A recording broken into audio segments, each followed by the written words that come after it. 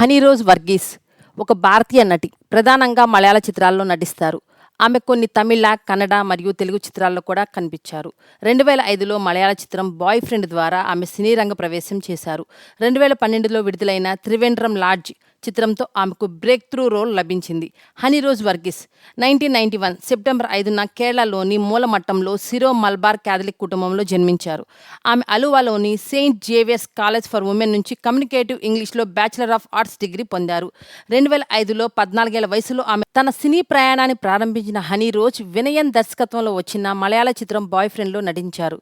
ఈ చిత్రంలో ఆమె మణికుంఠన్ స్నేహితురాలి పాత్ర పోషించారు.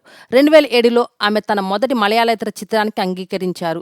ఆమె తొలి తమిళ చిత్రం ముద్దల్ కనవే ఒక రొమాంటిక్ డ్రామా. అదేవిధంగా ముత్యాల సుబ్బయ్య దర్శకత్వంలో ఆయన 50వ చిత్రంగా తెరకెక్కిన ఆలయం ద్వారా హనీరోజ్ తెలుగు సినీ రంగ ప్రవేశం చేశారు.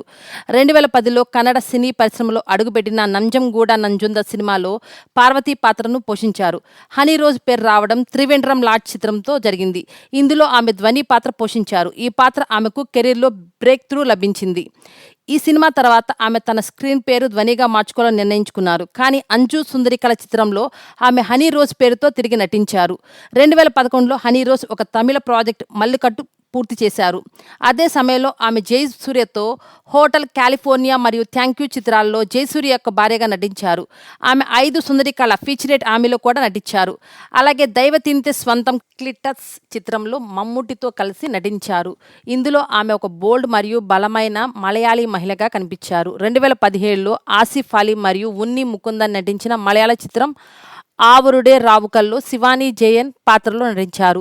హనీ 2022లో ఫ్లవర్స్ ఓరు కోడి కార్యక్రమంలో పాల్గొనగా కామెడీ ఫెస్టివల్ టీవీ షోలో జడ్జిగా కూడా కనిపించారు. ఆమె క్రైస్తవ కుటుంబానికి చెందినవారు.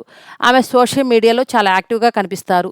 హనీ 2023లో తెలుగు చిత్రం వీరసింహారెడ్డిలో పులిచెర్ల మీనాక్షి అనే పాత్రలో కనిపించారు. ఆమె ఇన్స్టాగ్రామ్ ఖాతాలో 3.3 మిలియన్ ఫాలోవర్స్ ఉన్నారు. నటనతో పాటు కామెడీ ఫెస్టివల్ టీవీ షోలో జడ్జిగా కూడా ఆమె పనిచేశారు. హనీరోజ్ కేరళలో అత్యధికంగా ప్రారంభోత్సవ కార్యక్రమాలను నిర్వహించిన నటి. ఆమె ఒక ఛానల్ షోలో ఒక తమిళ అభిమాని అయిన పాండి ఆమె కోసం గుడి నిర్మించారని వెల్లడించారు. నటి హనీరోజ్ ఒక ఇంటర్వ్యూలో తన పెళ్లి మరియు కుటుంబ జీవితాన్ని గురించి ఓపెన్గా మాట్లాడారు. ఆమె పెళ్లి చేసుకునే ఆసక్తి లేదని, కానీ తన జీవితంలో ఒక భాగస్వామిని పొందడం ఆమెకు ఇష్టమని చెప్పారు. ఈ వీడియో గురించి మీ సలహాలను కామెంట్ రూపంలో తెలియచేయండి. ఈ వీడియో కనుక మీకు నచ్చినట్లయితే లైక్ చేయండి, సబ్స్క్రైబ్ చేయండి.